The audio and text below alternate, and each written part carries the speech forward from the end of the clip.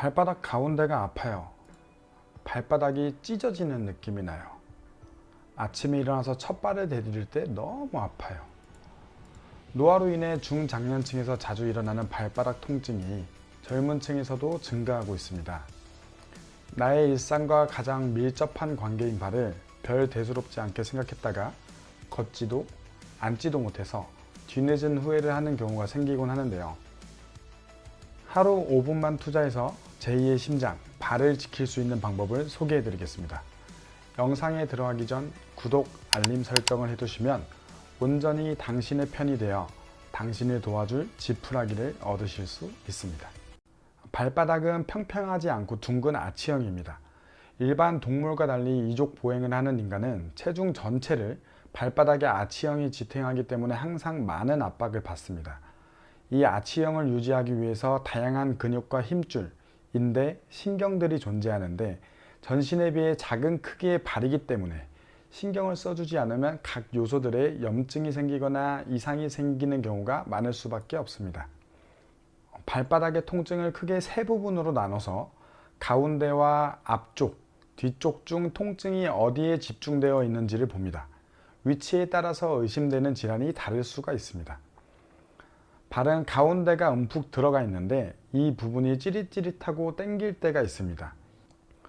발바닥 가운데 통증이 있는 경우 관회전을 의심해 볼 수도 있습니다.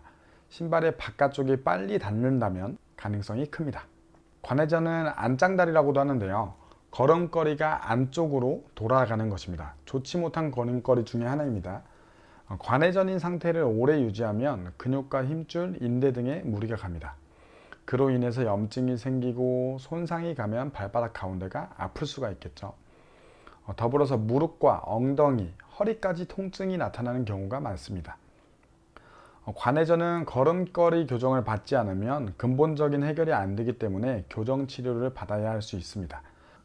발바닥 뒤쪽이 아픈 경우, 발바닥 뒤쪽에 통증이 심하다면 족저근막염을 의심해 볼 수 있습니다.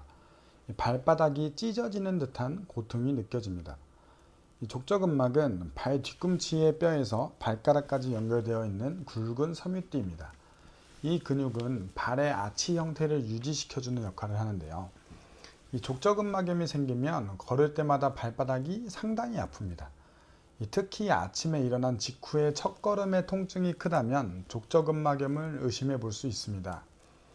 밤새 족저근막이 수축된 상태인데 갑자기 걸으면서 짧아진 근육이 과하게 늘어나는 통증이 생기게 되는 것이죠. 이 족저근막염은 노화로 인해 발바닥 근육이 약해지면서 빈번히 발생한다고 합니다. 이 체중이 갑자기 늘게 된 경우와 임산부의 경우에도 해당될 수 있습니다. 노화와 체중 증가로 취약해진 족저근막을 아래의 운동법들로 쉽게 해결할 수 있으니 끝까지 영상을 시청해 주세요. 오늘 영상의 주제 평발. 아치형으로 생겨야 할 발바닥이 평평한 상태인데요. 체중을 지탱하고 분산시켜주는 아치형이 없기 때문에 발바닥에 가해지는 압력이 큽니다. 그로 인해서 발바닥 가운데 통증이 잦은 편인 것이죠. 평발은 뼈의 아치 구조 자체가 무너져 있는 선천적 평발과 근육의 기능이 떨어져서 생기는 기능성 평발의 두 가지 형태로 나뉘는데요. 일반인의 경우 대부분이 기능성 평발의 가능성이 상당히 높습니다. 오늘 배우는 발가락 운동, 체중 지지 운동으로 족저근막염과 평발의 통증에 많은 도움을 줄 수 있으니 하루 5분 매일매일 연습해 주세요. 3중 지지 운동법. 발은 이렇게 세 가지 포인트에 체중이 고루 실리게 됩니다. 1번 엄지발가락, 2번 새끼발가락, 3번 뒤꿈치. 이 3면에 고루 체중이 실리지 않고 한쪽으로 쏟아지는 경우에 따라 각종 질병으로 이어질 수 있는데요. 쉽게 예를 들면 2번 포인트, 새끼발가락의 힘이 부족할 경우 1번 쪽으로 체중이 과하게 쏟아지면서 X자 다리, 무지외반증으로 이어질 수 있고 2번 쪽으로 새끼발가락 쪽으로 체중이 과하게 쏟아지는 경우 O자 형태 다리, 팔자 걸음들이 나타날 수 있습니다. 첫 번째 운동, 관절 가동술. 오랫동안 신발 속에 갇혀서 무뎌지고 유착된 발의 근육들을 풀어줍니다. 각 발가락을 비벼주는 느낌으로 관절을 떼어내주고 1번, 2번, 3번 포인트를 자극하여 감각을 일깨워줍니다. 유착이 심한 경우 통증이 유발될 수 있으니 부드럽고 소중하게 다뤄주세요.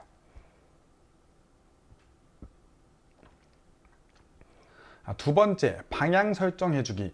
오랜 기간 관심을 못 받았기 때문에 발가락이 마음대로 움직여지지 않을 수 있는데 손의 도움을 받아서 방향성에 대해 알려주는 시간을 갖습니다. 자, 1번 포인트, 엄지발가락과 밑에 도톰한 뼈를 잡아서 앞쪽으로 쭉 밀어내주는 느낌을 줍니다. 이렇게 손으로 꽉 쥐어서 앞으로 뽑아내주는 느낌을 주고, 다음 2번 포인트, 새끼발가락이 아닌 그 밑에 도톰한 뼈를 잡아서 대각선 방향으로 쭉 밀어내주는 느낌을 줍니다. 1번 포인트는 앞으로, 2번 포인트는 대각선 방향. 손으로 발을 넓게 펼친 상태에서 바닥에 쭉 내려놔서 이렇게 넓은 발 지지면을 갖도록 합니다. 쉽게 생각해도 이렇게 발가락이 모여서 좁은 지지면을 갖고 움직이는 것보다 1번 포인트, 2번 포인트의 넓은 지지면을 갖고 있는 것이 훨씬 더 안정적이고 체중 분산이 잘 이루어지겠죠.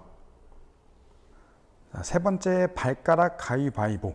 체중이 많이 실리지 않은 상태에서 제 발가락을 움직여 볼 겁니다.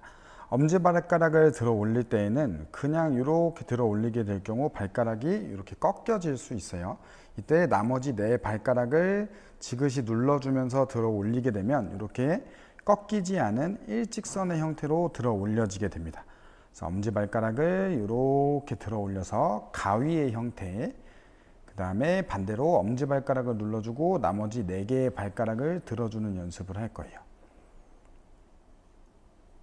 엄지발가락 들어 올리기, 나머지 4개의 발가락 들어 올리기까지 잘 되신다면 1번, 2번 포인트를 꾹 눌러줘서 가운데 3개의 발가락을 들어 올리는 것까지 되신다면 발 기능에 많은 회복이 이루어진 상황일 것입니다. 자, 이제 체중 지지 훈련을 들어가 봅니다. 두 발로 서서 3개의 포인트를 지그시 눌러주면서 체중 분산을 해봅니다.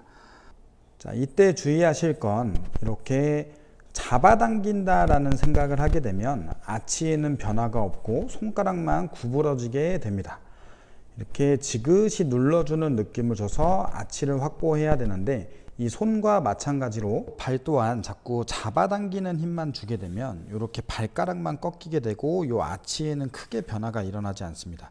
그래서 잡아당기는 느낌이 아닌 포인트를 넓게 지지해 준 상태에서 그대로 지그시 눌러준다라는 느낌만 주시게 되면 지금처럼 아치가 높아지는 것을 확인하실 수 있습니다. 두 발로 서는 것이 익숙해졌다면 이제는 더 나아가서 한 발을 떼줍니다. 아직은 서투를 수 있으니 이제 기둥이나 벽을 지지해서 혹시 모를 넘어짐에 대비해 주세요. 발바닥에 힘이 강하게 들어가면서 엉덩이까지 쭉 이어지는 하지 전체가 단단해지는 느낌을 받으실 수 있을 겁니다.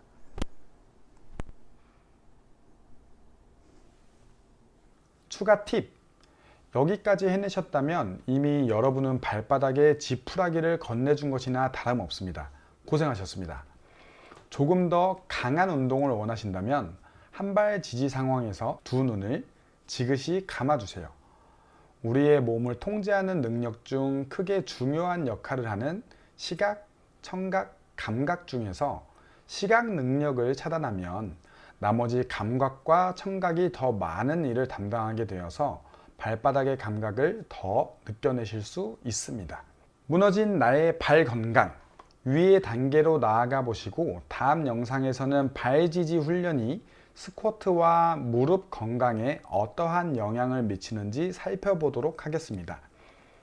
영상을 통해 지푸라기를 잡으셨다면 구독과 좋아요 부탁드립니다.